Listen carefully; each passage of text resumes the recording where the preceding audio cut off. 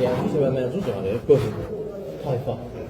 Hansı ki, ən azğın tayfa olacaq. Onlar çıxdığı zaman hətta ən salih insanlar, İsa aleyhissalamla belə dağa çəkiləcəklər. Yəni, gücləri yetməyəcək onlar. Onlara insan gücü, məxluq gücü mümkün deyil yetsin. Onların belə itaat etdiyi başçıları var. Xavariclərdən bu məsələdə daha üstündürlər. Çünki hardan götürülür? Hədisdən gəlir ki, bu. Muhammed sallallahu aleyhi ve sellem deyir ki, hər gün gəlirlər. Zülqarneyn Peyğəmbərin tökmüş olduğu səddi yarmaq üçün işləyirlər onlar. Yaranda deyir ki, onlardan biri deyir ki, ya biri deyir, itaat etdikləri var. Bugün gedək, sabah gəlib yenidən işləyər. Onlar çıxıb gedirlər yəni. O cür azğın, bozğun, bütün yer üzərində fitnə fəsadla, canları almaqla, insanları öldürməklə, suyu içib qutarmaqla, quraqlıq əmələ gətirməklə yaradılmış bir məxluqla itaat etdiyi sözünə qulaq asdıqlar var. Bugün bunlar məsələn qulaq asmaq istəyir, bir başlı istəmir. Bu da həzməzlikdir.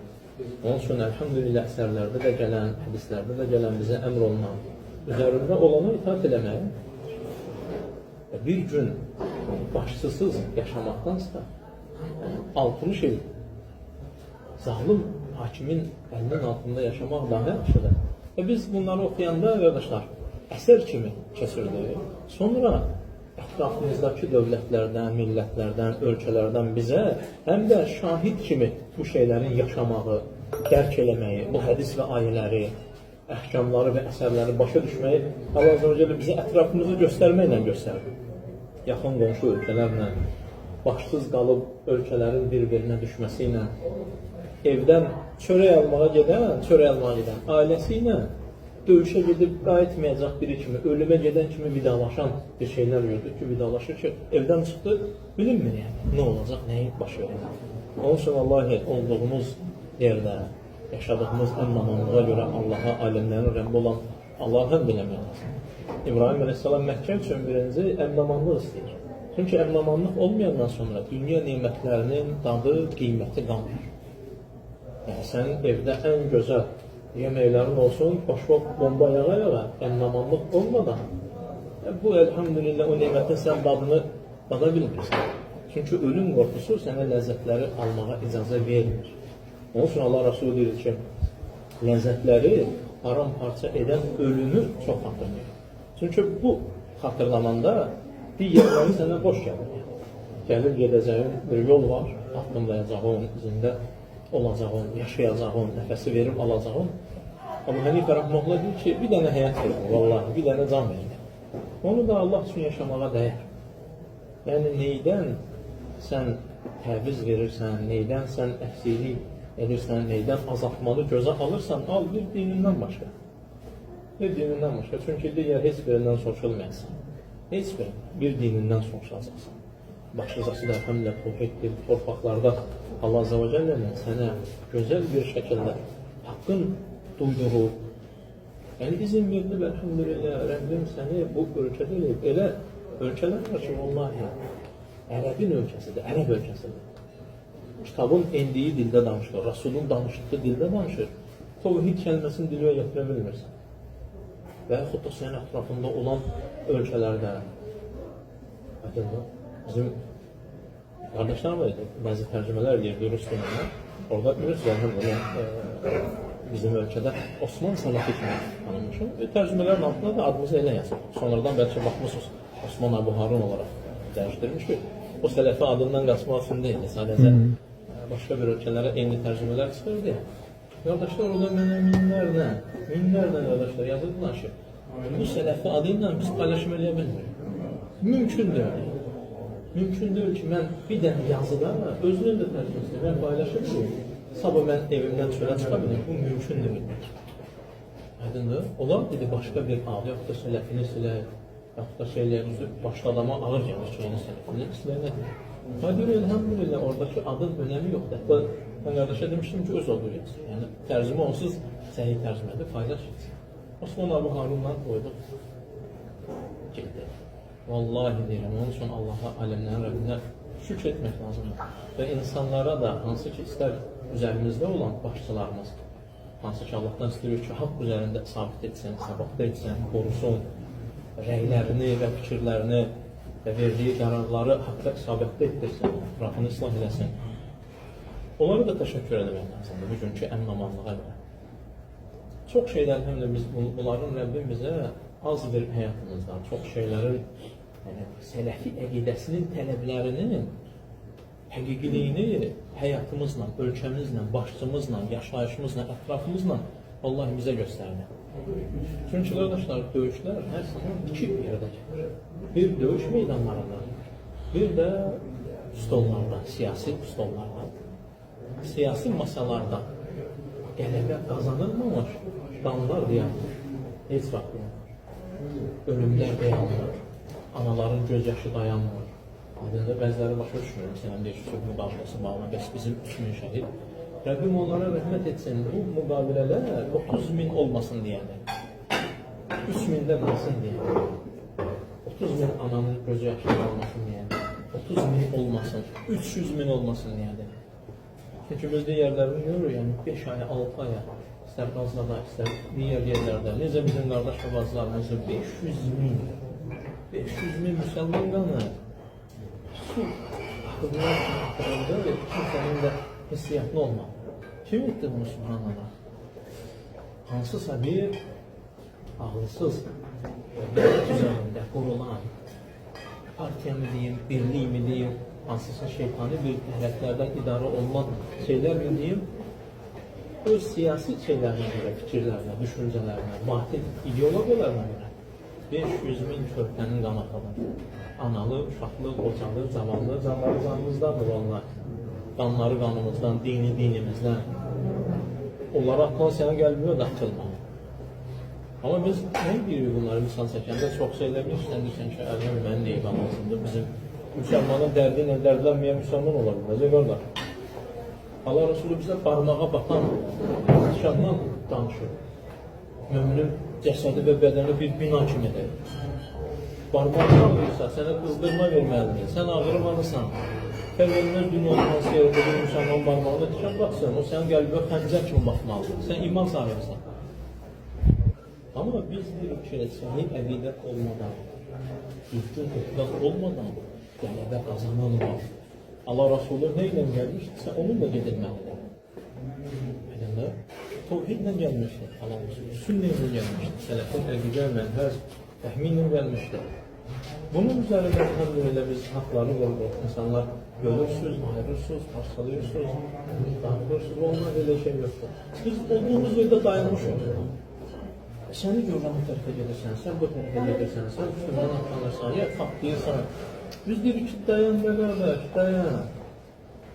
Düz doğru, yeni bir şey getirmə. Aydınlığı çox şeylərdə bunu görüyoruz, istər Ramazanlarda görüyoruz. Dəhşilən sözlər, edilən, məsələn, bir adam eyni tərəfə nə edir? Bugün sənə deyir ki, o gün sən başa düşmüşəm, ya da bugün beləncə deməymiş. Orada deyir, yox, astroloji hesablamalar olmayan adamın özü deyir ki, astroloji hesablama yeniyirlərsə o ölkədə, yenə də deyir. Vallahi məsələn, sabitlik Allah'tan. Onun sonra da kimsə özünə, yanındakına, dostuna güvənməsin. Allah'tan sabitlik istəsin. Və yanına, ətrafına da baxsın, yəni, mütləq baxsın. Mütləq baxsın. Yəni, səni şəkilləndirən sənin yandaşlardır. Dostun kimdirsə, sən osan. Sən kimsənsə dostun o deyil, ha? Dostun kimdirsə, sən osan. Hər kəs özünə bərabər olanla oturarlar. Hər kəs, yəni qəlbin sənin rahat ola bilməz məsələn. Tevhid əhli şirkdən danışılan yerdə düz dura bilməz. Şirk əhli də tevhiddən danışılan yerdə. Fikir musun qardaşlar, məsələn, hansısa bir yerdə duranda, oturanda, bizim gələn, yaxdır, onu bilərsən, ya Allah deyirsən. Bir dənə yoxlar, bunun nə mürafizi varsa orada, ya Əli deyəcək həmən. Tək Allah zikr olunduğu zaman qəlblərində xəstəliyi olanların xəstəlikləri qalxır, subhanallah. Çox qəribə. Aydındır? Yəni, düz gələ bilməksən, o məclis səni sıxmalıdır. Məclis səni sıxmalıdır. Dostu və düşməni, qardaşlar, təyinatı var ya. adamlar düzgün eləmirlər. Dost və düşmənin təyinatını özlərinə buraxır, yəni öz nəfsinə buraxır. Bizim üçün dostu da düşməni də Allah və onun Rasulü təyin edir. Çünki məndən daha bir söz də yox. Məsələn, ki, mən deyim ki, Allah daha yaxşıdır. Allah bilir və salamdır. Və Rasulü şəriyyətin qədərində Allah Azəbə Cəllə ona bildirdiyi bilir. Onlar bizə xəbər verirlər. Şeytanı dost tutun deyirlər. Bugün şeytanla dostluq edirlər. Onun üçün Allah bizi dinimizdə də, dəvətimizdə də sadiq edən Allaha həmd olsun. Və bu sadiqliyi bizə verən və bizdə davam etdirən, davam etməsini bizə nəsib edən, aləmlərin Rəbbi olan Allaha həmd olsun. Allah. Əgər onun neymətləri olmasaydı, yəni biz bugün hərəmiz bu tərəfdə küləyin soğurduğu yarpaqlar kimi düşmüşdür, əsirdir. Şeytanın əsri, nəfsimizin əsridir. Rəbbim bizə öz qulu edir. Və bu qulluq şərəfdir, bu qulluq izzətdir.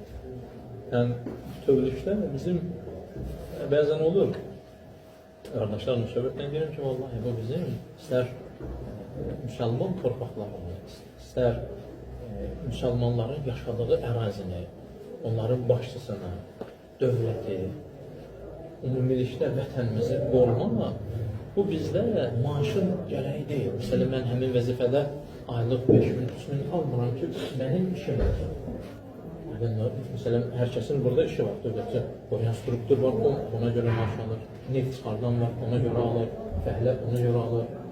Allah Azə və Cəllənin bizim içərimizə qoyduğu iman bizi pulsuz da, maaşsız da, vəzifəsiz də dövlətimizi, vətənimizi, millətimizi, müsəlmanların ayaq basdığı torpaqları, ana və bacılarını, orada yaşayanları qorumağı üzərimizə iman olaraq vacib olduğunu görürük. Maaş alsam da olmasam, bizim kasıbımız da əqidəni və dövlətini, millətini və vətənini qoruyur. Başçısını, yəni o kənarda elə bir yer yoxdur ki, bəzən danışanda deyirlər ki, filan ölkədə sən mənə əksikliyi olmayan bir ölkə göstər. Məsələn, deyim ki, hər bir yerdə var, o əksikliyi yoxdur, biz də yoxdur. Yol gedirik, məsələn, Kürdəmirdən əlində, oradakı çuxuru mən də görürəm, o qardaş. Onu mən də görürəm. Amma bu məsələ yol ortadan qaldırılmaz, sən yolun qaldırılmağından danışırsan. Yolun islah edilməsi lazımdır. Yəni, insan yaşayan yerə yol lazımdır. Sən yolun dəyişdirilməyindən istəyirsən. Onun üçün, əlhamdülillah, qardaşlar, vallahi, haqq üzərindədir. Əminamanlıq neymətinə görə Allaha şükür etmək lazımdır. Bu əminamanlıqda olmağımızın səbəbi olan bir tohid əhli, tohidin olması, tohid qardaşlar, əminamanlıqdır. Bayaq qardaşımız orada çox gözəl, İbrahim Aleyhisselam'la Həzər anamızın hadisəsində çox gözəl izah eləməyən, çox böyük faydalar idi, vallahi. Ona qayıbı Allah'ın qardaşlar alın, saxlayır, bir də dinləyir. Çox faydalı idi. Tohid olduqdan sonra qorxu qalxar, əminamanlıq gelir. Azlıq gedər, toxluq gəlir, susuzluq gedər. Elə bir su çıxartdı ki, quraqlıq idi, qiyamətə sən qurumayan bir su çıxartdı. Və bugün sən davam edir və bugündən sonra da davam edəcək. Əminamanlıq diyarı. Olsun, əlhamdülillah, ilk öncə tohiddir. Sonra bu əminamanlığa xidmət edən bütün ta əvvəldən, yəni başdan, rəhbərdən, Allah Azə və Cəllənin haqq üzərində qoruşun. Sonra isə ta aşağıya qədər bütün hər bir kim ki xidməti var, hər birində əlhamdülillah Allaha həmdlər və şükürlər və digərlərdə də təşəkkürlər edirik. İstər siyasi cəhətdən, istərsə də dini cəhətdən tohidin, sağlam əqidənin yayılmasına səbəb olan. Belə qardaşlarım, əlhamdülillah, qardaşlarla söhbət edirik bu. Allah sizi qorusun. Allah Azərbaycan'a xeyirli etsin. Həmişə şad olub, yenə də şad olub. Çox yana qardaşlarımı gördüm, Şamaqlı qardaşlarımı, Göyçay qardaşlarımızı gördüm burada. Kürdəmir qardaşlarımız, əlhamdülillah. Xeyr üzərində etsin. Olsun. Siz də razı olsun. Əyaz qardaş, burada mısın?